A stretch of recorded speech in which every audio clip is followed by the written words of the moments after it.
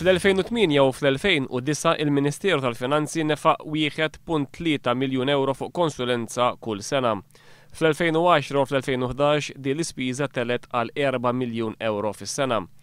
Dan ifisser li l-ispiża fuq konsulenzi mill-Ministeru ta' Tonio Fenech biss żdiedet bi 2.7 miljun euro jew 200% fuq medda ta' 4 snin.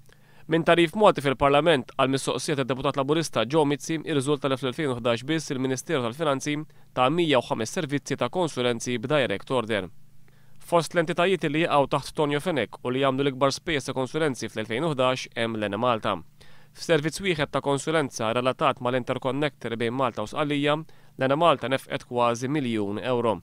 Nefqet ukoll 200,000 euro oħra brabta ma' ristrutturar tad-dejn li għandha, waqt 80,000 euro oħra ntefqu f'eżerċizzju ta' konsulenza illi Malta għamlet dwar it-tariffi tal-kontijiet tad-dawl.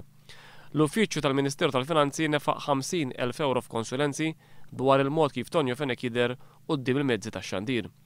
Fost in-nies li jsemmew fil-lista ta' konsulenti mal-Ministeru ta' Tonio Fenech hemm l-Avukat Andrew Borġ Cardona u l-Avukat Peter Caruana Galizja.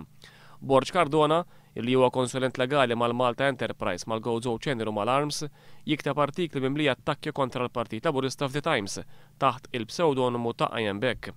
Dwar l-Avukat Peter Caruana Galizja, li huwa r-raġel ta' Defni Caruana Galizja, li tmexxi website fejn tattakka b'qawwa lill-Partit Laburista u l-mexxija tiegħu, il-Ministeru ta' Tonio Fenech ma rridx jgħid kemm jitħallas bl-iskuża tal-konfidenzjalità.